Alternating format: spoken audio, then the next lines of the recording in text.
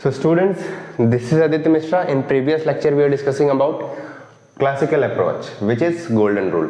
अब हम स्टार्ट करने जा रहे हैं मॉडर्न अप्रोच, उसको हम लोग मॉडर्न इक्विटी अप्रोच भी बोलते हैं। मॉडर्न अप्रोच में इक्विटी अप्रोच आता है, उसको हम लोग बोलते हैं मॉडर्न इक्विटी अप्रोच। ठीक है, ये मॉडर्न इक्विटी अप्रोच क्या है? मैंने यहाँ पर लिखा है मॉडर्न इक्विटी अप्रोच को डुअल एस्पेक्ट अप्रोच बोलते हैं। ये डुअल एस्पेक्ट अप्रोच मैं आपको थोड़ा सा आगे एक्सप्लेन करूंगा, पहले मैं बता देता हूँ ये मॉडर्न अप्रोच का कॉन्सेप्ट क्या है। मॉडर्न अप्रोच को, मॉडर्न इक्विटी अप्रोच को 4 बेसिक कॉन्सेप्ट में बांटा गया है। 4 बेसिक कॉन्सेप्ट में पहला कॉन्सेप्ट है money measurement concept. Money measurement concept क्या है? मॉडर्न इक्विटी अप्रोच में 4 बेसिक कॉन्सेप्ट है। पहला है मनी मेजरमेंट कॉन्सेप्ट। तो मनी मेजरमेंट कॉन्सेप्ट क्या है? मनी मेजरमेंट कॉन्सेप्ट में आता है only those things which can be measured in terms of money will be recorded in books of accounts। Modern equity approach में जो मनी मेजरमेंट कॉन्सेप्ट है वो ये है कि केवल वही चीजें जो मनी के टर्म्स में मेजर की जा सकती हैं उसको हम बुक ऑफ अकाउंट में रिकॉर्ड करेंगे। मैंने अकाउंटेंसी को एक्सप्लेन करते समय बताया था अकाउंटेबिलिटी ऑफ फाइनेंशियल ट्रांजैक्शन। तो फाइनेंशियल का मतलब ही होता था only those thing which can be measured in terms of money. तो यही कहने का मतलब है, ये भी फाइनेंशियल से ही रिलेटेड है। तो money measurement concept is basically a financial, कह सकते हैं इसको, एज अ फाइनेंशियल ही कह सकते हैं, जो मैंने फाइनेंशियल के लिए एक्सप्लेन किया था वो। ठीक है, तो मनी मेजरमेंट कॉन्सेप्ट में होता है only those things which can be measured in terms of money. केवल वो चीजें जिसको मनी के मेजरमेंट, मनी के टर्म्स में मेजर कर सकते हैं, उसको ही हम लोग बुक्स ऑफ अकाउंट में रिकॉर्ड करेंगे। ठीक है, ये मनी मेजरमेंट कॉन्सेप्ट हो गया। आगे चलते हैं थोड़ा सा, ये एंटिटी कॉन्सेप्ट। एंटिटी कॉन्सेप्ट क्या है? देखिए, जैसे अगर आपने बिजनेस स्टार्ट किया है, सपोज कर लेते हैं आपने बिजनेस स्टार्ट किया है, तो आप और आपका जो बिजनेस है ये दोनों अलग अलग एंटिटी होंगे। आप अपने आप को अलग ट्रीट करेंगे, आप बिजनेस को अलग ट्रीट करेंगे। आप अपने आप को और बिजनेस को एक पार्ट में नहीं ट्रीट कर सकते हैं। ठीक है, आप बिजनेस से अलग है, बिजनेस आपसे अलग है, उसी को बोलते हैं एंटिटी कॉन्सेप्ट। एंटिटी कॉन्सेप्ट में क्या है? पहला point, business and owners are 2 separate entities. Suppose आपका बिजनेस है, आप बिजनेस के ओनर हो, तो आप मतलब ओनर और बिजनेस, आपका ऑर्गेनाइजेशन, आपका बिजनेस, दोनों अलग अलग हैं, दोनों एक नहीं हैं, दोनों अलग अलग हैं, सेपरेट एंटिटीज हैं, अलग अलग एंटिटीज हैं। ठीक है, आगे दूसरा पॉइंट है बुक्स ऑफ अकाउंट्स। जो बुक्स ऑफ अकाउंट्स है वो प्रिपेयर किया जाता है बस बिजनेस के पॉइंट ऑफ व्यू से। जैसे बिजनेस में कितने का ट्रांजैक्शन हो रहा है, क्या हो रहा है बिजनेस में, क्या आ रहा है, क्या जा रहा है, कितने का हमने परचेज किया है, स्टॉक कितने का परचेज किया है, स्टॉक कितने का बेचा है, वो सारे पॉइंट ऑफ व्यू बिजनेस के हम लोग बुक ऑफ अकाउंट में रिकॉर्ड करते हैं। जैसे आप और बिजनेस अलग अलग एंटिटी है, तो आप अपना बुक ऑफ अकाउंट नहीं रिकॉर्ड करेंगे। जैसे बिजनेस के पॉइंट ऑफ व्यू से सोचें तो आप अपना बुक ऑफ अकाउंट नहीं रिकॉर्ड करेंगे, आप बिजनेस का बुक ऑफ अकाउंट रिकॉर्ड करेंगे। बिजनेस के पॉइंट ऑफ व्यू से सोचेंगे, आप ऐसा सोचेंगे कि हम लोग बिजनेस के पॉइंट ऑफ व्यू से बुक ऑफ अकाउंट रिकॉर्ड कर रहे हैं। सॉरी, आगे चलते हैं। देखिए, पहला था मनी मेजरमेंट कॉन्सेप्ट, दूसरा था एंटिटी कॉन्सेप्ट। तो मनी मेजरमेंट कॉन्सेप्ट में था only those thing which can be measured in terms of money. Entity concept में था कि business and owners are 2 separate entities. ठीक है, एंटिटीज कॉन्सेप्ट में दूसरा पॉइंट था कि जो भी point of view of business के, सॉरी, जो भी हम लोग ट्रांजैक्शन रिकॉर्ड कर रहे हैं, जो भी हम लोग ट्रांजैक्शन कर रहे हैं, फिर जो भी ट्रांजैक्शन रिकॉर्ड कर रहे हैं वो बिजनेस के पॉइंट ऑफ व्यू से कर रहे हैं। ठीक है, मैंने बताया था दूसरे पॉइंट में कि बुक्स ऑफ अकाउंट्स जो बनाएंगे, जो भी हम अकाउंट्स रिकॉर्ड करेंगे, बेसिकली जो हम लोग ट्रांजैक्शन रिकॉर्ड करते हैं वो बुक्स ऑफ अकाउंट्स में ही रिकॉर्ड करते हैं। तो जो बुक्स ऑफ अकाउंट्स जो हम बनाएंगे ट्रांजैक्शन रिकॉर्ड करके, वो point of view of business ही होगा, मतलब वो बिजनेस के पॉइंट ऑफ व्यू से ही बुक्स ऑफ अकाउंट हम लोग प्रिपेयर करेंगे। कहने का मतलब ये था। तीसरा पॉइंट है टाइम पीरियड और पीरियोडिसिटी कॉन्सेप्ट। तीसरा पॉइंट है टाइम पीरियड और पीरियोडिसिटी कॉन्सेप्ट। इसका मतलब ये है, इसके आगे मैं पूरा पार्टली इसको डिवाइड किया हूं कि कैसे इसको एक्सप्लेन, ऐसे बहुत ज्यादा आपके लिए वो कंफ्यूजन हो जाएगा, इसलिए मैंने इसको छोटे छोटे पार्ट्स में डिवाइड कर दिया है। तो पहला पॉइंट है entire life of business is divided into small parts. Business का पूरा एंटायर लाइफ जो है, बिजनेस जैसे आपने स्टार्ट किया है, आपको मालूम ही नहीं है कि बिजनेस कब तक रन करेगी, तो बिजनेस की पूरी इंटायर लाइफ है वो आपने छोटे छोटे पार्ट्स में डिवाइड किया है, ठीक है। और इस पार्ट्स को हम लोग कहते हैं अकाउंटिंग पीरियड। बिजनेस को जो छोटे छोटे पार्ट्स में हमने डिवाइड किया है उसको हम लोग बोलते हैं अकाउंटिंग पीरियड। पहला पॉइंट ये हो गया पीरियोडिसिटी कॉन्सेप्ट का। दूसरा point books of accounts, BOA जो है वो बुक्स ऑफ अकाउंट्स है। BOA are prepared for an accounting period. जो बिजनेस का पूरा एंटायर लाइफ को हम लोग अकाउंटिंग पीरियड कह रहे थे, तो बिजनेस का वो जो बुक्स ऑफ अकाउंट हम लोग प्रिपेयर करेंगे वो इस अकाउंटिंग पीरियड के लिए ही प्रिपेयर करेंगे, ठीक है। उसके बाद से generally accounting period of 1 year. Generally जो होता है अकाउंटिंग पीरियड जो होती है, जो मैंने बताया अकाउंटिंग पीरियड क्या होती है, तो जो अकाउंटिंग पीरियड होती है वो 1 साल के लिए ही होती है। अकाउंटिंग पीरियड जो होती है वो 1 साल की ही होती है। जो प्रॉफिट कैलकुलेट किया जाता है, जो बिजनेस का प्रॉफिट कैलकुलेट किया जाता है वो अकाउंटिंग पीरियड का कैलकुलेट किया जाता है। मतलब 1 साल में कितना प्रॉफिट होता है वो कैलकुलेट किया जाता है। जैसे मैंने बताया था ना, and these part are called accounting period. तो अकाउंटिंग पीरियड 1 साल की होती है, जनरली ऑफ 1 ईयर, ठीक है। तो जो प्रॉफिट कैलकुलेट होगी वो इस 1 ईयर की ही कैलकुलेट होगी, ठीक है। Financial position as on at the end of the year. जैसे जब हम लोग बैलेंस शीट आगे बनाएंगे तो ऐसा बोलेंगे बैलेंस शीट एज ऑन 31 मार्च जो भी है 2000 या 2023 जो भी है। तो बैलेंस शीट एज ऑन 31 मार्च क्यों? क्योंकि जो हम लोग का एंडिंग होता है, जो हम लोग का साल का एंड होता है, ये अकाउंटिंग के उससे सोचें, अकाउंटिंग के पॉइंट ऑफ व्यू से सोचें तो हमारे साल का जो एंड होता है अकाउंटिंग के पॉइंट ऑफ व्यू से वो 31 मार्च को होता है। और अकाउंटिंग पीरियड स्टार्ट कब होती है? 1 अप्रैल को होती है। तो इसलिए हम लोग बैलेंस शीट जो बनाते हैं जनरली 31 मार्च को ही बनाते हैं। बैलेंस शीट एज ऑन 31 मार्च 2023 या फिर 2000 जो भी है। तो वही कह रहा है financial position as on at the end of the year. मतलब जो फाइनेंशियल पोजीशन हम लोग जानेंगे, बिजनेस का जो फाइनेंशियल पोजीशन जानेंगे वो एंड ऑफ द ईयर में ही जानेंगे। तो पीरियोडिसिटी कॉन्सेप्ट क्लियर है। पहला था मनी मेजरमेंट कॉन्सेप्ट, दूसरा था एंटिटी कॉन्सेप्ट, तीसरा है पीरियोडिसिटी कॉन्सेप्ट। एक बार और रिवाइज करते हैं इसको। Entire life of business is divided into small parts. Business की पूरी लाइफ छोटे छोटे पार्ट्स में डिवाइड की जाती है। इस पार्ट्स को अकाउंटिंग पीरियड कहते हैं, ठीक है। बुक्स ऑफ अकाउंट प्रिपेयर किए जाते हैं अकाउंटिंग पीरियड के लिए, एक अकाउंटिंग पीरियड के लिए। Generally accounting period is of 1 year. जो जनरली होती है अकाउंटिंग पीरियड वो 1 साल की होती है। Profit is calculated, profit calculate की जाती है अकाउंटिंग पीरियड के लिए। फाइनेंशियल पोजीशन जो होती है वो एंड ऑफ द ईयर में हम लोग कैलकुलेट करते हैं फाइनेंस। तो टाइम पीरियोडिसिटी कॉन्सेप्ट आपको क्लियर हो गया। आगे हम चलते हैं, इसका चौथा पार्ट है वो है गोइंग कंसर्न कॉन्सेप्ट। हमको ये नहीं मालूम है कि बिजनेस कब तक रन करेगी।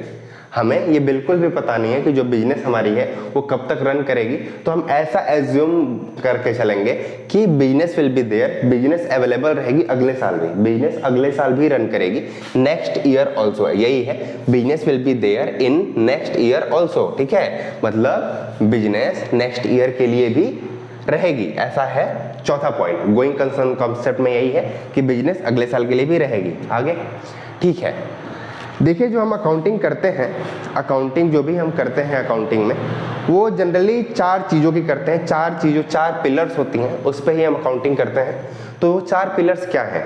मान लीजिए कि अगर हम अकाउंटिंग कर रहे हैं तो अकाउंटिंग में किस चीज़ की अकाउंटिंग कर रहे हैं, अगर चीज़ों को हम लोग क्लासिफाई कर रहे हैं तो कैसे क्लासिफाई कर रहे हैं, किन किन चीज़ों में बांट रहे हैं।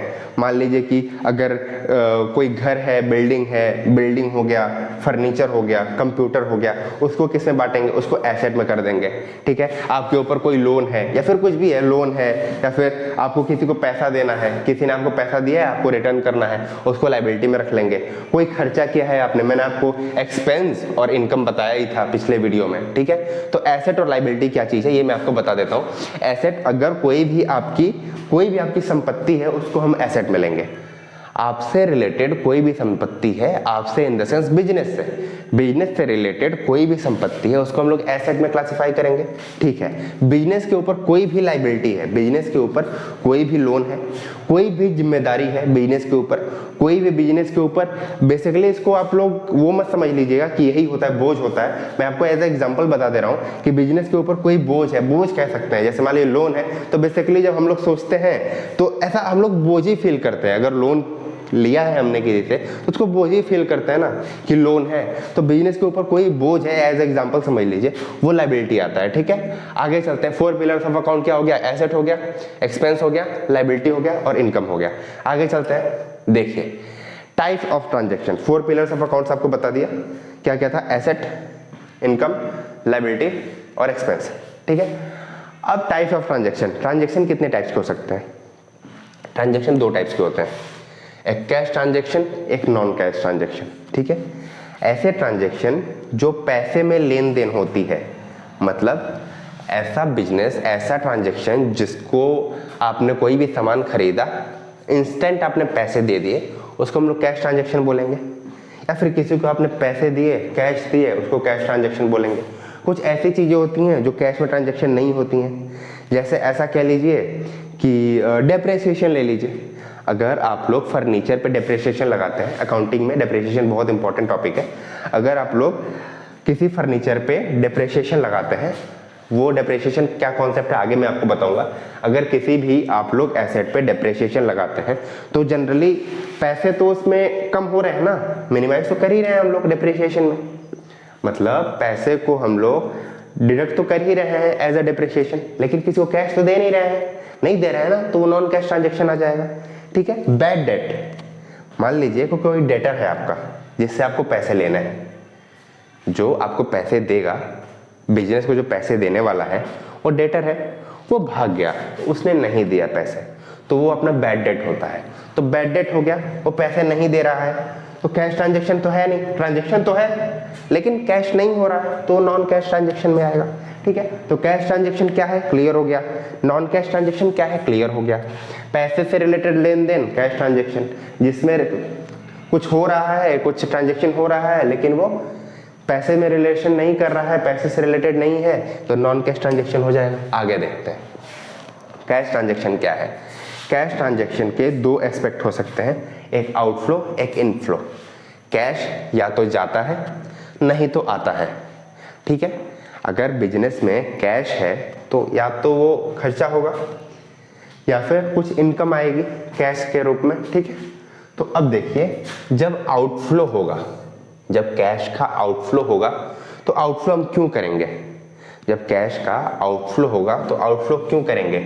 अगर कोई पेमेंट कर रहे होंगे तो आउटफ्लो करेंगे, पैसे किसी को हम लोग पेमेंट करने के लिए ही देंगे। ठीक है, अगर कैश है उसको हम लोग किसी को देंगे तो पेमेंट करने के लिए ही देंगे, जाहिर सी बात है। ठीक है, इनफ्लो क्या है? जैसे मान लीजिए कि आपका बिजनेस है, बड़ा बिजनेस है, बहुत बड़ा बिजनेस है। ठीक है, आपने किसी बड़ा business in the sense wholesale का बिजनेस है। ठीक है, कई सारे आपके ऐसे रिटेलर्स, बिजनेस पार्टनर्स हैं जो आके आपसे पैसे लेते हैं। ठीक है, सॉरी पैसे नहीं, आपसे सामान परचेज करते हैं थोक में। ठीक है, तो आप रोज रोज सबसे पैसे तो ले नहीं पाएंगे और सब लोग रोज रोज पैसे देते नहीं हैं, तो क्या करते हैं, वो कहते हैं कि सुनिए आप मेरे को सामान दे दीजिए और रिसीट बना दीजिए, उसकी एक कॉपी आप अपने पास रखिए, एक कॉपी आप मुझे दे दीजिए। तो क्या होगा कि उसका रिसीट बन जाता है। मतलब अगर आपने कोई चीज किसी को बेची एज अ होलसेलर, किसी रिटेलर को बेची एज अ होलसेलर कोई सामान, तो उसने बोला कि आप एक काम करिए, हम पैसे नहीं दे रहे हैं, आप रिसीट बना दीजिए, एक कॉपी मुझे दे दीजिए डुप्लीकेट कॉपी और एक ओरिजिनल कॉपी अपने पास रख लीजिए। तो क्या किया जो होलसेलर था, एज अ मैं, मतलब जैसे मैं था, मैंने क्या किया कि 2 कॉपी बनाई, एक ओरिजिनल मैंने अपने पास रखी, उसका जेरॉक्स करके मैंने उसको दे दिया। ठीक है, तो वो जो रिसीट हो गई, जैसे जो जेरॉक्स करके जो रिसीट दिया था वो मेरे लिए एज अ इनकम हो गई। वो कैसे हो गई मैं आपको आगे बताऊंगा। जब कैश हमने दिया तो कोई पेमेंट किया होगा, जब हमने कुछ बेचा, मतलब कैश आने का जरिया है, अगर कुछ बेचा तो कैश आने का जरिया है, उसके जब पे कैश नहीं आया, सपोज कर लीजिए कि रिसीट आया, जैसे रिसीट बना के उसने दे दिया, तो अब क्या होगा पेमेंट के बाद, जैसे मान लीजिए अगर पेमेंट किया तो सपोज मैंने बताया था ना अकाउंटिंग पीरियड, अगर पेमेंट करने के बाद उसी अकाउंटिंग पीरियड में, बिजनेस के उसी अकाउंटिंग पीरियड में, मतलब 2023 के अप्रैल 1 से 2024 के मार्च 31 से पहले अगर हमने उसको डिराइव कर लिया, जैसे कोई भी चीज मैंने लिया था, सपोज कर लेते हैं कि कोई चीज़, ऐसी कोई चीज़ है, पेन लिया था, जैसे मान लीजिए पेन है, ठीक है। जब पेन मैंने खरीदा तो उसको मैं रखा हूँ, फिलहाल अभी रखा हूँ, ठीक है। लेकिन मैंने 1 अप्रैल 2023 से लेके 31 मार्च 2024 से पहले उस पेन को ख़त्म कर दिया, तो वो हमारे लिए एक्सपेंस हो जाएगी। ये कॉन्सेप्ट मैंने आपको पहले ही बताया था, वो हमारे लिए एक्सपेंस हो जाएगी। लेकिन वो जो पेन था, पेन को आप कमोडिटी मत मान लीजिएगा। जैसे पेन को आप किसी चीज़ में डिवाइड मत कर दीजिएगा, जैसे एसेट या फिर लायबिलिटी में ऐसे कुछ डिवाइड मत कर दीजिएगा। पेन को पेन ही रहने दीजिए। अभी फिलहाल मैं एग्जांपल दे रहा हूँ, ठीक है। मान लीजिए कि वो पेन है, वो हमने रखा है, रखे रखे 1 साल निकल गए। जैसे हमने लिया कब, 1 अप्रैल 2023 को, 31 मार्च 2024 को हमने देखा वो पेन हमारे लिए अभी है, वो हमारे लिए पेन। तो अगर वो पेन अभी भी है, नेक्स्ट अकाउंटिंग पीरियड में भी वो पेन अगर है, तो वो उस साल के लिए एसेट हो जाएगी हमारी। उस साल की जब हम अकाउंटिंग करेंगे तो हमारे लिए एसेट हो जाएगी। एक बार और, थोड़ा सा कॉम्प्लेक्स हो गया, मैं बताता हूँ। जैसे पेन है, ये देखा जाए तो स्टेशनरी है, ठीक है। इसको स्टेशनरी में ही हम लोग क्लासिफाई करते हैं। पेन को, नोटबुक को या फिर कोई भी पेजेस को हम लोग स्टेशनरी में ही क्लासिफाई करते हैं, ठीक है। तो सपोज करते हैं कि वो पेन जो था वो उस साल खत्म हो गया। जैसे मान लीजिए कि 1 अप्रैल 2023 को मैंने पेन लिया और 31 मार्च 2024 से पहले उस पेन को मैंने यूज कर लिया, वो पेन खत्म हो गया, तो हमारे लिए एक्सपेंस हो जाएगी, ठीक है।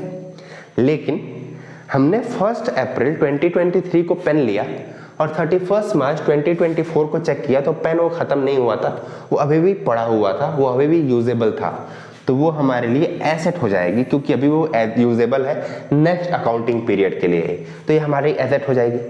फिर देखिए, जो रिसीट मैंने बताया था, इनफ्लो, जब कुछ बेचते हैं तो इनफ्लो होगा, कैश आएगा ना।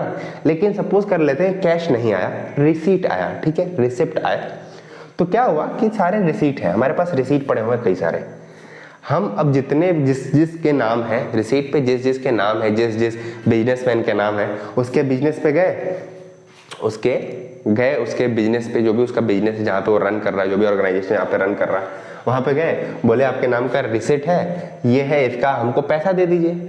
मतलब रिसीट आप रख लीजिए अपने पास और इसका पैसा दे दीजिए। तो वो चेक किया अपने पास कि जो उसके पास डुप्लीकेट कॉपी हमने दी थी वो उसके पास अवेलेबल थी, तो उसने देखा हाँ डुप्लीकेट कॉपी है, तो अब उसने रिसीट ले लिया, जो हमने रिसीट लेके गए थे उसने रिसीट ले लिया और जितने की रिसीट थी वो हमको उतना पैसा उसने दे दिया। मतलब inflow of cash is said to be income, inflow of cash is said to be income. जब कैश आ रहा है तो हमारे इनकम हो रही है, ठीक है। तो ये लायबिलिटी क्या है, लायबिलिटी ये होती है, लायबिलिटी को मैंने इस पार्ट में इसलिए रखा है कि अभी थोड़े देर बाद आगे मैं एक्सप्लेन करूंगा। लायबिलिटी क्या होती है मैं आपको बता देता हूँ। लोन लिया है, सपोज बिजनेस ने किसी से लोन लिया है, कोई बहुत बड़ा business, just like Ambani, business ने अंबानी से लोन लिया है 200 करोड़ का, ठीक है, बिजनेस ने 200 करोड़ का अंबानी से लोन लिया है। तो बिजनेस के ऊपर 200 CR का क्या है, बिजनेस के ऊपर 200 CR in the sense crore, business के ऊपर 200 करोड़ का क्या है, लोन है, लायबिलिटी है। तो ये लायबिलिटी मैंने इस साइड इसलिए रखा है, इनफ्लो के साइड। आप बोलोगे कि ये तो 200 CR का लोन लिया तो हमारे ऊपर लायबिलिटी है, तो ये इनफ्लो ऑफ कैश में क्यों रखा है, वो मैंने इसलिए रखा है कि देखिए एसेट और एक्सपेंस की जितनी वैल्यू होगी, जब हम अकाउंटिंग करेंगे तो आप समझेंगे बैलेंस शीट में एसेट और एक्सपेंस की जितनी वैल्यू होगी, नीचे उसको कैलकुलेट करने के बाद जितना अमाउंट आएगा एसेट और एक्सपेंस, वो इनकम और लायबिलिटी के बराबर आएगा। मतलब एसेट और एक्सपेंस जो आएगा वो इनकम एंड लायबिलिटी के बराबर आएगा। मैंने बताया ना इक्वल टू वाला, तो एसेट और expense is equal to income and liability. समझे, इतना समझ में आ गया। मतलब जितना हमारा इनकम हुआ था और जितने हमारे ऊपर लायबिलिटी है, उतने का ही हमारे ऊपर एसेट होगा और उतने का ही हमारा एक्सपेंस हुआ होगा। यही होती है टैली। अगर वो सेम नहीं हुआ, जैसे एसेट और एक्सपेंस को जब हमने कैलकुलेट किया कितने का है और इनकम और लायबिलिटी हमारे ऊपर कितनी हुई है, कितनी इनकम हुई है, कितनी हमारे ऊपर लायबिलिटी है, उन दोनों को जब हमने कैलकुलेट किया, लास्ट में दोनों की वैल्यू अगर सेम नहीं आई, मतलब हमारा जो बैलेंस शीट है वो टैली नहीं हुआ है। ठीक है, मतलब हमारा बैलेंस शीट टैली नहीं हुआ है। ठीक है, आगे चलते हैं थोड़ा सा। जो एसेट होते हैं, asset plus expense equal to income plus liability. तो जो एसेट होते हैं, एक्सपेंस को हम दूसरे साइड ले लिए। देखिए asset equal to asset, expense जो था उसको इधर साइड ले लिए, तो asset equal to income minus expense. Income में से एक्सपेंस को माइनस कर दिया, मतलब एसेट को एक साइड रखा और इनकम में से एक्सपेंस को माइनस कर दिया और लायबिलिटी को एज इट इज छोड़ दिया।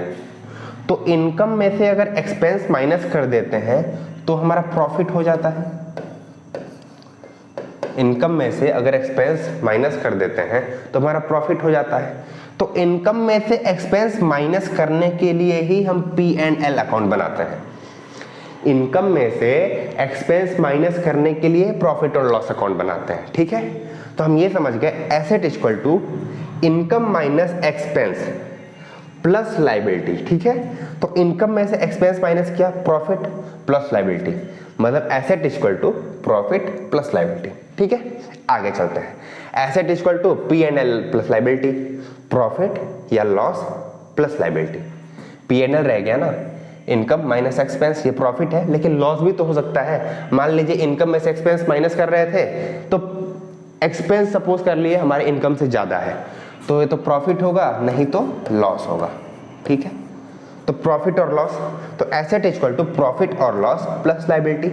थोड़ा सा आगे और बढ़ते हैं। Asset equal to profit plus liability. मैंने आपको पहले ही बताया था कि एसेट जो होती हैं वो या तो एसेट जो होती हैं वो प्रॉफिट प्लस लायबिलिटी होती हैं। लॉस भी हो सकता है प्रॉफिट की जगह पे। अगर हमारी बिजनेस लॉस की है तो प्रॉफिट की जगह पे लॉस हो सकता है, इसीलिए हमने P&L अकाउंट बनाया है। ठीक है, फिर आगे चलते हैं। और asset equal to capital plus liability. जो प्रॉफिट होगा वो किसका होगा?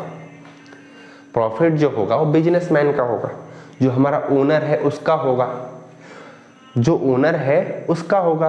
ओनर जो होता है उसका जो अकाउंट होता है, जो बिजनेस में उसका अकाउंट बनाया जाता है, उसी अकाउंट को हम लोग कैपिटल अकाउंट कहते हैं। ठीक है, ओनर के ही अकाउंट को हम लोग कैपिटल अकाउंट कहते हैं। ठीक है, ये देखिए ओनर्स अकाउंट को ही हम लोग कैपिटल अकाउंट कहते हैं। देखिए ओनर्स अकाउंट को ही हम लोग कैपिटल अकाउंट कहते हैं। ठीक है, तो और asset equal to capital plus liability. Asset equal to, मान लीजिए कि जो हम लोग बैलेंस शीट बनाते हैं ना, तो एक साइड एसेट रहता है, दूसरे साइड लायबिलिटी रहती है। तो लायबिलिटी के साइड में ना ऊपर हम लोग कैपिटल अकाउंट भी रख देते हैं। कैपिटल अकाउंट का जितना प्रॉफिट है फिर जितना लॉस है उसको हम लोग ऊपर रख देते हैं। एक बार और क्लियर करता हूँ। मान लीजिए एक साइड, ये देखिए, ये सपोज करते हैं अकाउंट है हमारा, ये हमारा अकाउंट है। ठीक है, लायबिलिटी इधर साइड रखते हैं, एसेट इधर साइड रखते हैं।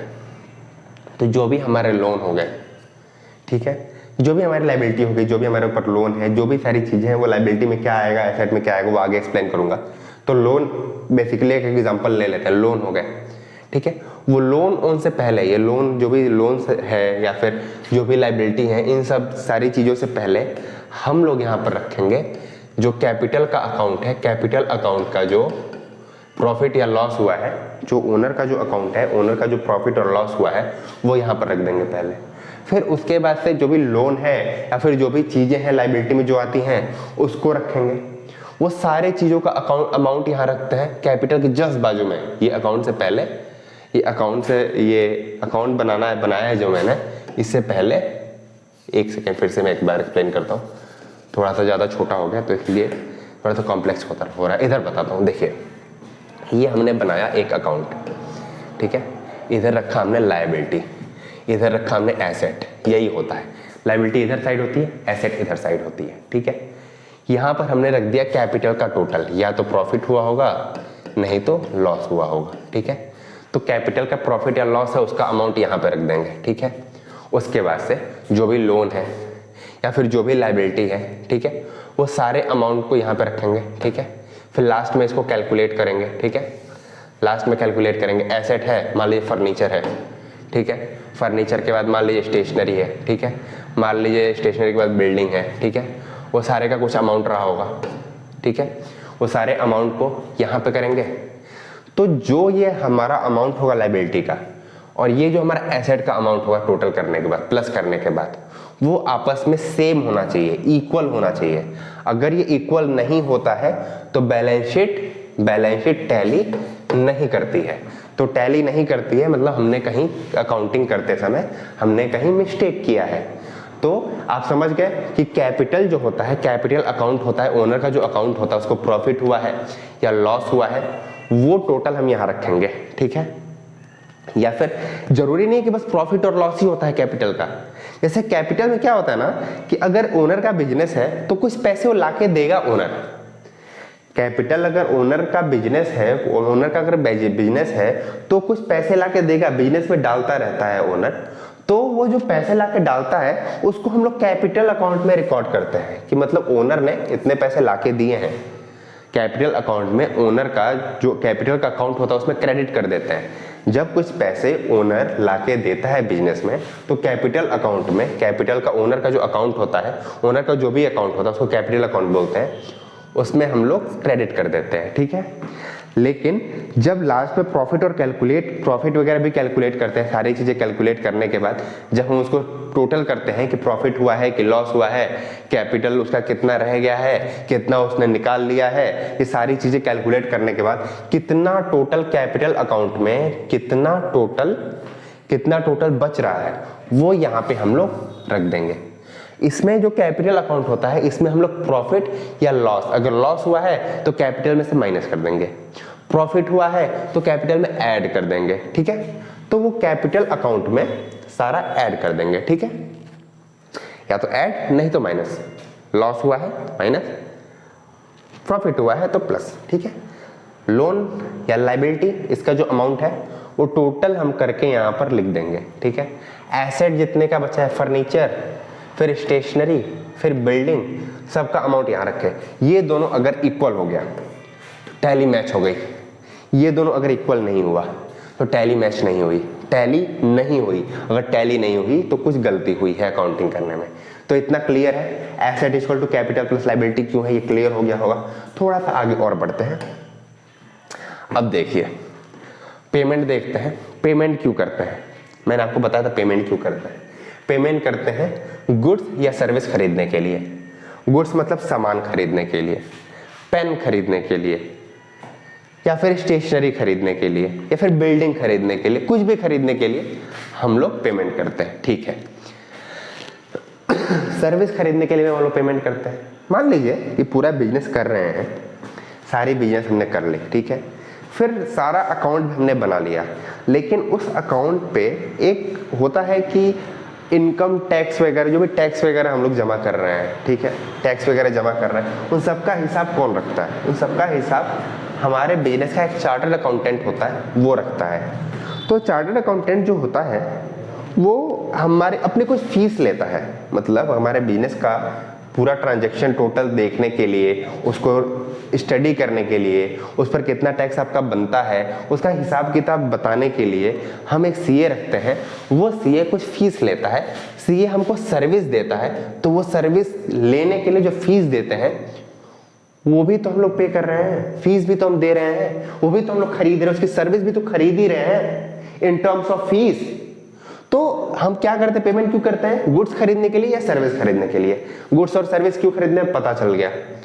गुड्स खरीदते हैं इससे बेनिफिट निकालने के लिए, डिराइव मतलब इससे बेनिफिट रिसीव करने के लिए। डिराइव का मतलब होता है रिसीव करना, ठीक है, ठीक है। जो डिराइव का मतलब होता है रिसीव करना।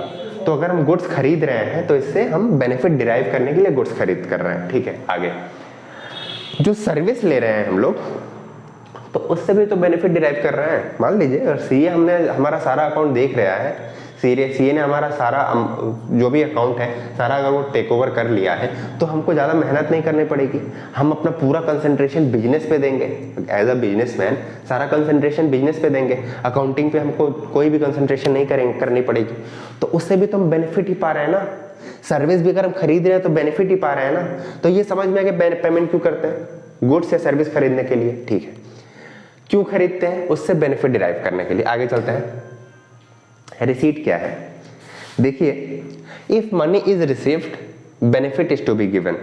रिसीट में मान लीजिए ये रिसीट में देखा जाए, अगर पैसे ले लिए हैं हमने, पहले पैसे अगर हमने ले लिए हैं, हमने पैसे सामने वाले से ले लिए हैं, हम सपोज कर लेते हैं कि हमारा बिजनेस है कोई भी सर्विस देने का, ठीक है, कोई भी सर्विस देने का, फिर कोई भी गुड्स बेच रहे हैं, कुछ भी कर रहे हैं, कोई भी बिजनेस कर रहे हैं, तो अगर हमने पैसा ले लिया है तो उसका जो सामान है उसको देना है, जो उसने सामान खरीदा है उसको देना है।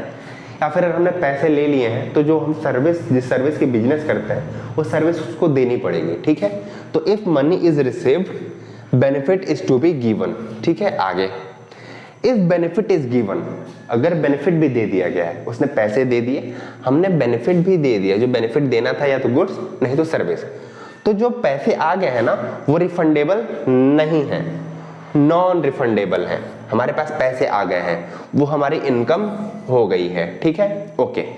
Benefit is not given, benefit हमने नहीं दिया है, हमने जो सर्विसेज देनी थी, हमने जो गुड्स देने थे वो नहीं दिया है। जो मनी रिसीव किए थे हम, जो मनी यहाँ पर रिसीव कर लिए थे वो रिफंडेबल है, उसको वापस किया जा सकता है। कहने का मतलब, अगर मान लीजिए कि सपोज करते हैं, एक एग्जांपल ले लेते हैं कि हमने कुछ पैसे लिए हैं किसी से और मैंने बोला है कि मेरे पास फर्नीचर का बिजनेस है, आप मुझे 10,000 रुपये दे दीजिए, मैं आपके पास अलमीरा पहुंचा दूंगा। अलमारी को इंग्लिश में ही अलमीरा बोलते हैं, ठीक है, हम आपके पास अलमीरा पहुंचा देंगे। फिर क्या हुआ, उसी रात को हमारी फैक्ट्री में आग लग गई, फैक्ट्री नहीं, हमारे बिजनेस में आग लग गई, हमारी दुकान में आग लग गई, ठीक है। फिर क्या हुआ कि हमारी जो अलमीरा जो हमको देना था वो जल गया, अलमीरा वो जल गया, ठीक है। तो अब जो हम पैसे लिए थे ना, जो हम मनी रिसीव किए थे ना, वो रिफंडेबल है, वो हमको देना पड़ेगा, वो हमारे लायबिलिटी है। आपको समझ में आ गया अब लायबिलिटी क्या है, एकदम लायबिलिटी एकदम क्लियर हो गया होगा आप, ठीक है। आगे चलते हैं। अब देखिए concept of debit and credit. Debit और क्रेडिट मैंने उससे ही बताया था, किसमें, गोल्डन रूल में। गोल्डन रूल में भी डेबिट और क्रेडिट बताया था, इसमें भी डेबिट और क्रेडिट का क्या रूल है मैं आपको बताता हूं। डेबिट और क्रेडिट किसके लिए, एक्सपेंस और एसेट के लिए।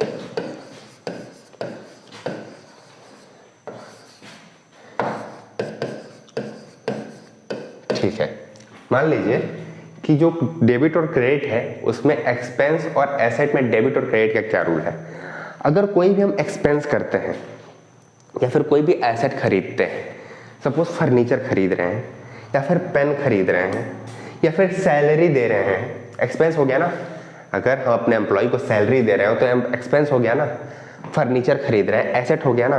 तो अगर हमने फर्नीचर खरीदा तो फर्नीचर का एक अकाउंट होगा, उसको हम बढ़ा देंगे, उसको फर्नीचर का जो अकाउंट होगा वो हम बढ़ा देंगे, मतलब इंक्रीज हो जाएगा।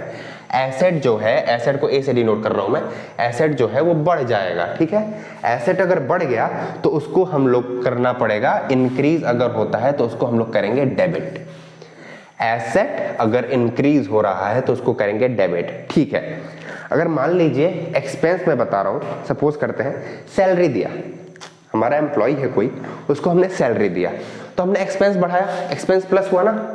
अगर हमने सैलरी दिया तो हमारा एक्सपेंस हुआ ना, एक्सपेंस इंक्रीज हो रहा है ना, एक्सपेंस बढ़ रहा है ना। एक्सपेंस अगर इंक्रीज हो रहा है तो इसको भी हम क्या करेंगे, डेबिट करेंगे, ठीक है। अब देखिए, अगर हम एक्सपेंस कर रहे हैं या फिर एसेट खरीद रहे हैं, मतलब एसेट बढ़ रहा है या फिर एक्सपेंस बढ़ रहा है, तो वो डेबिट करेंगे, ठीक है। अगर मान लीजिए कि एसेट कम हो रहा है, सपोज हमारे पास कैश है, हमने कुछ सामान जरूर खरीदा लेकिन कैश दिया, कैश देना पड़ा, सामान खरीद के बदले में, सामान खरीदने के बदले में हमको कैश देना पड़ा, तो एसेट कम हो गया, एसेट डिक्रीज हुई ना। एसेट अगर डिक्रीज हुई तो कैश को क्रेडिट करना पड़ेगा, समझ गए। अगर एसेट बढ़ रही है या एसेट या एक्सपेंस बढ़ रहा है तो उसको करेंगे डेबिट। अगर एसेट कम हो रहा है, एसेट अगर कम हो गया है तो उसको करेंगे क्रेडिट, ठीक है।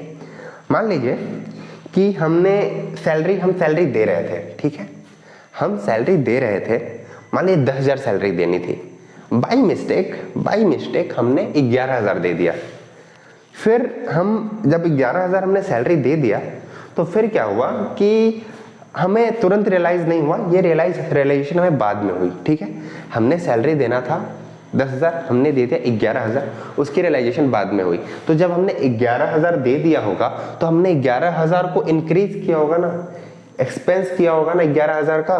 तो एक्सपेंस अगर किया होगा तो एक्सपेंस को इंक्रीज करना पड़ा होगा, 11,000 डाल देना पड़ा होगा, डेबिट कर देना पड़ा होगा बेसिकली। ठीक है, लेकिन जब हमें पता चला कि नहीं 1,000 तो हमने एक्स्ट्रा दे दिया है, वो तो प्रीपेड सैलरी है, तो अगर प्रीपेड सैलरी है तो देखा जाए तो एक्सपेंस हमारा कम हो रहा है, जो हमारा एक्सपेंस है वो कम हो रहा है क्योंकि हमने सैलरी पहले दे दिया है।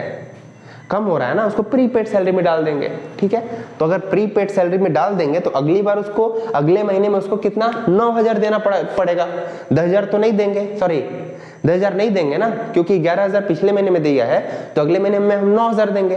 तो प्रीपेड सैलरी है तो वहां पर हमारा एक्सपेंस कम हो रहा है। तो अगर एक्सपेंस कम हो रहा है, डिक्रीज हो रहा है एक्सपेंस, तो उसको भी क्रेडिट करेंगे। इतना क्लियर है। अगर एसेट बढ़ता है, अगर एक्सपेंस बढ़ता है तो डेबिट करते हैं। अगर एसेट कम होता है, कैश चला जाता है, अगर एक्सपेंस कम होता है, हमारा खर्चा कम होता है, कोई खर्चा था वो हमको दिख रहा है कि वो खर्चा करने की जरूरत नहीं थी, वो खर्चा कम हो रहा है, तो उसको हम कर देंगे क्रेडिट। इतना क्लियर है। थोड़ा सा आगे और बढ़ते हैं। ये देखिए, ये अब आएगा जो डेबिट और क्रेडिट मैंने बताया था। अब देखते हैं उसको इनकम और लायबिलिटी में उसका क्या रूल है। ठीक है, इनकम एंड लायबिलिटी में, ठीक है, LIAB मैंने डाल दिया है शॉर्ट फॉर्म में। ठीक है, देखिए इनकम और लायबिलिटी में उसका क्या रूल है। देखिए, अगर इनकम है, इनकम हमारा बढ़ रहा है, मान लीजिए कुछ सामान बेच दिया, हमारा इनकम हो रहा है, हमारा इनकम बढ़ रहा है। मान लीजिए कोई सर्विस बेच दी, ठीक है, सपोज कुछ भी करते हैं, सेल से हमारे पास कुछ पैसे आ गए। ठीक है, हमारे पास अगर कुछ पैसे आ गए तो इनकम अगर आया, इनकम अगर हुआ हमारा, तो इनकम बढ़ रहा है। ठीक है, इनकम जो है वो बढ़ रहा है। अगर कैसे भी इनकम है, कोई भी इनकम है, अगर वो बढ़ रही है तो वो करेंगे क्रेडिट। इंक्रीज हो रहा है तो वो करेंगे क्रेडिट। ठीक है, अगर इनकम डिक्रीज हो रहा है, ठीक है, मान लीजिए कि जैसे मैंने बताया था कि अगर बेनिफिट हम दे दिए हैं, अगर हम बेनिफिट दे दिए हैं, पैसा मिला है भले, हम बेनिफिट दे दिए हैं, तो हमारे इनकम हो जाएगा ना, तो बढ़ गया वो तो क्रेडिट हो जाएगा। लेकिन मैंने आपको एक और एग्जांपल दिया था, आग लग गई, आग लगी ना हमारे बिजनेस में, तो अगर आग लग गई तो वहां पर देखा जाए तो इनकम हमारा बढ़ नहीं रहा, हमारी लायबिलिटी बढ़ जा रही है। क्या बढ़ जा रही है? हमारी लायबिलिटी बढ़ जा रही है, तो उसको भी हमें क्रेडिट ही करना पड़ेगा ना।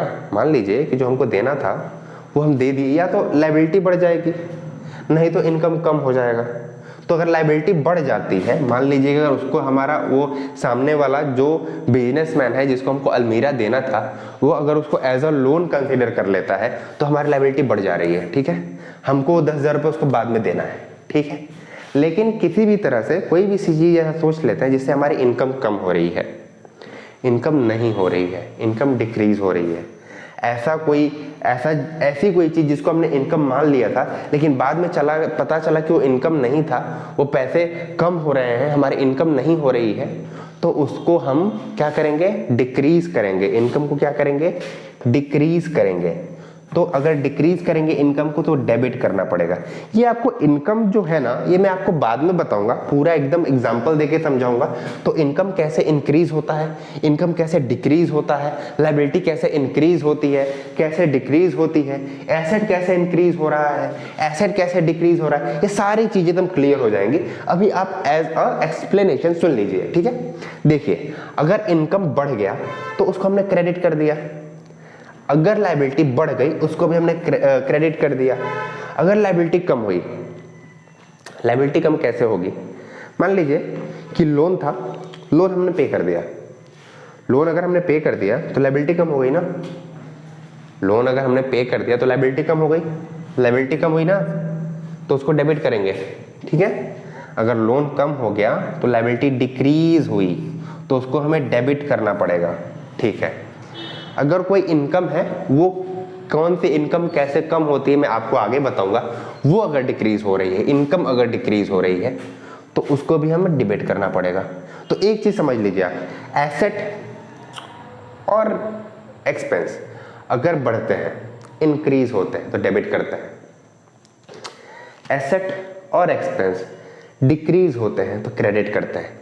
इसके जस्ट अपोजिट इनकम और लायबिलिटी अगर इंक्रीज होते हैं क्रेडिट करते हैं, इनकम और लायबिलिटी अगर डिक्रीज होते हैं तो उसको डेबिट करते हैं। इतना क्लियर है? थोड़ा सा आगे चलते हैं। अब देखिए, मैंने आपको बताया था एसेट और एक्सपेंस जो है, एसेट और एक्सपेंस जो है अगर वो इंक्रीज हो रहे हैं तो डेबिट करेंगे। एसेट और एक्सपेंस अगर इंक्रीज हो रहे हैं तो डेबिट करेंगे।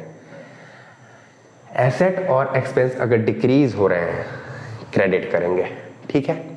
लायबिलिटी और इनकम है, लायबिलिटी और इनकम है, अगर वो इंक्रीज हो रहे हैं तो इसको क्रेडिट करेंगे।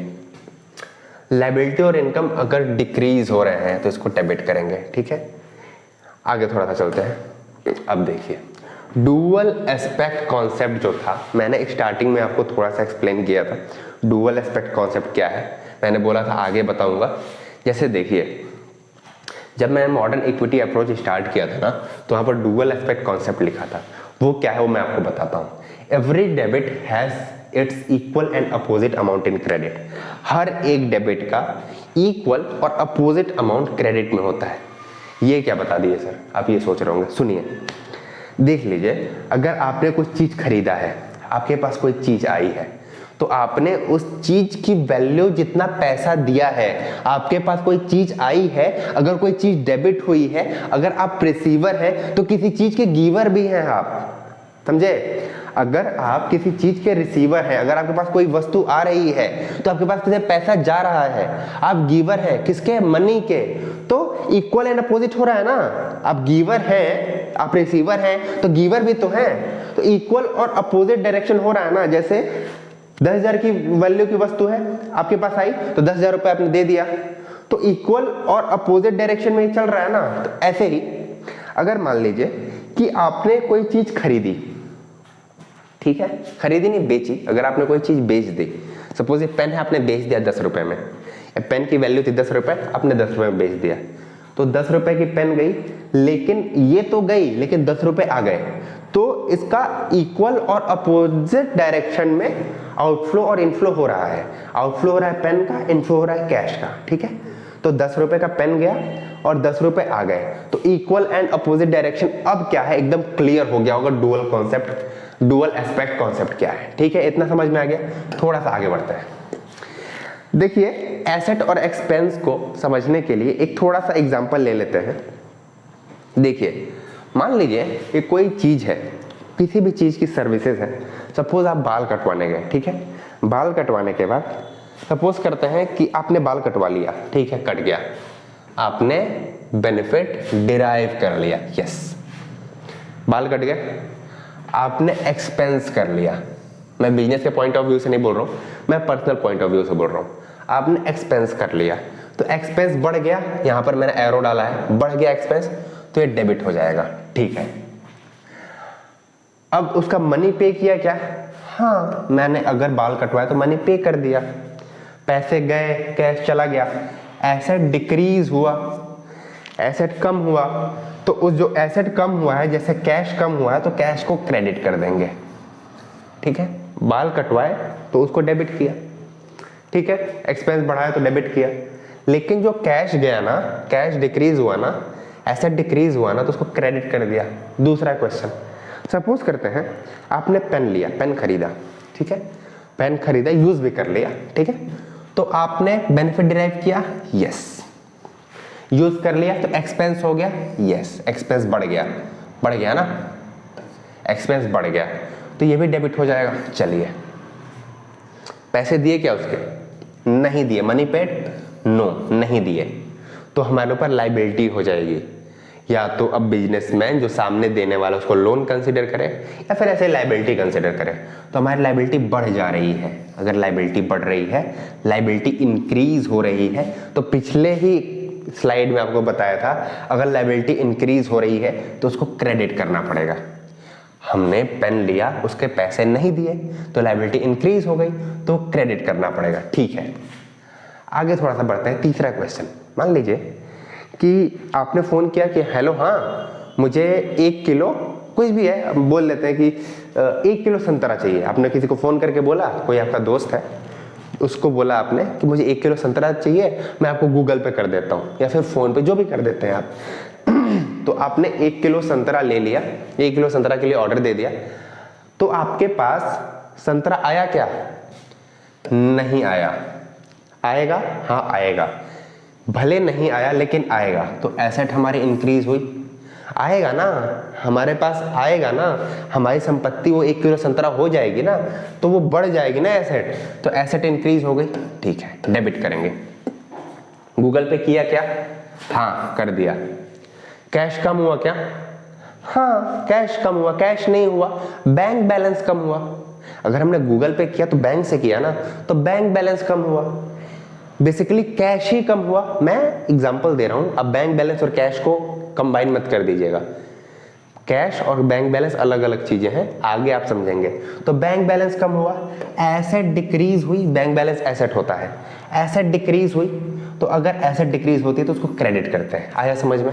इतना एकदम क्लियर हो गया एसेट और एक्सपेंस। थोड़ा सा आगे बढ़ते हैं। अब देखिए इनकम और लायबिलिटी में इसका क्या रोल है। बेनिफिट, अब समझ लीजिए आप बिजनेसमैन हैं, मैं हूं बिजनेसमैन, ठीक है, मैं हूं बिजनेसमैन और आप क्या हैं? आप समझ लीजिए कि आप बेनिफिट लेने वाले हैं या फिर आप कस्टमर हैं, ऐसा समझ लेते हैं। ठीक है, हमने आपको बेनिफिट दिया, आपका बाल काट दिया, हाँ ठीक है, हमारे लिए इनकम हो गई। आपका बाल काट दिया मतलब पैसे आने वाले हैं, इनकम हो गई हमारी। ठीक है, तो इनकम अगर बढ़ गई तो क्रेडिट करेंगे। ठीक है, इसके अपोजिट में मनी मिली क्या? हम, आपने हमको पैसे दिए क्या? हाँ दे दिए।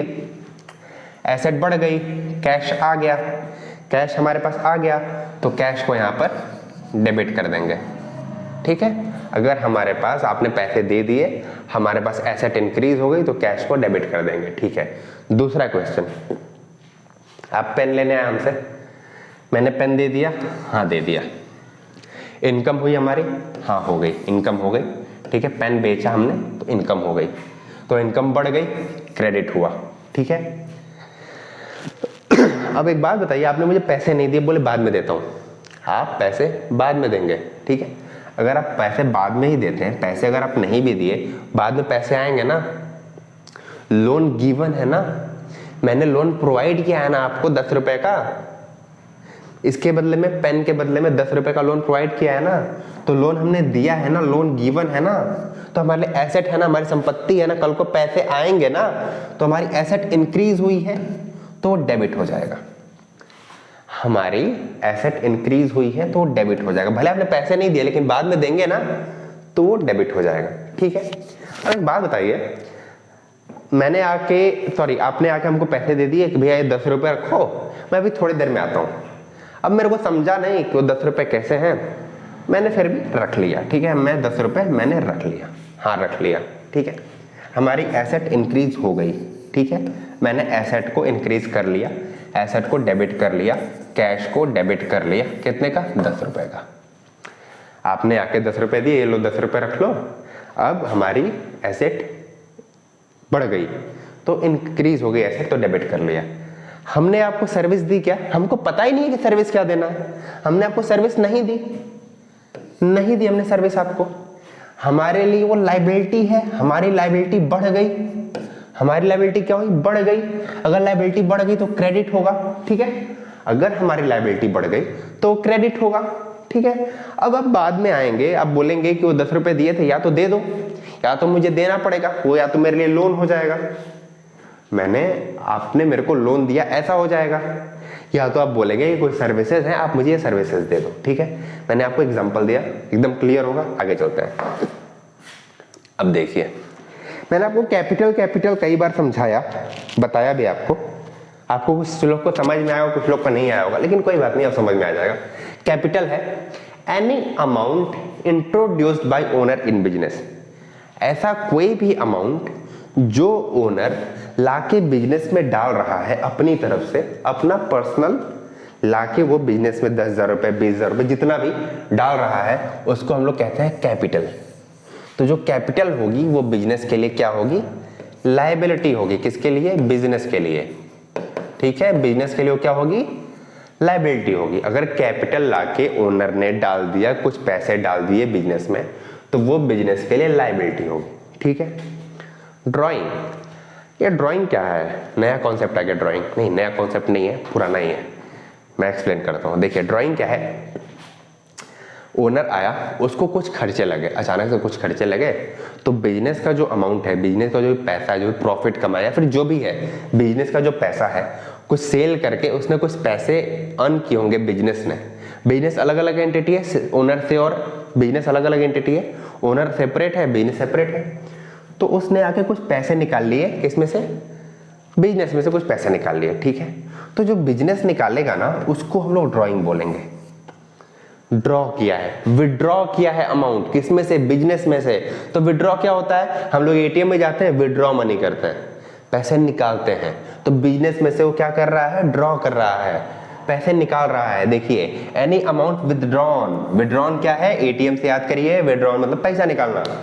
बाई ओनर, ओनर के द्वारा, किसमें से, बिजनेस में से, इसी को हम बोलते हैं ड्राइंग। ठीक है, लेकिन ड्राइंग क्या है, ड्राइंग बिजनेस के लिए क्या है, ड्राइंग बिजनेस के लिए एसेट है। क्या है, ड्राइंग बिजनेस के लिए एसेट है। अब देखिए जो कैपिटल होता है वो बिजनेस के लिए लायबिलिटी होती है, ड्राइंग होता है वो बिजनेस के लिए एसेट होती है। थोड़ा सा आगे चलते हैं। अब देखिए मैं आपको एक एग्जांपल बता देता हूं।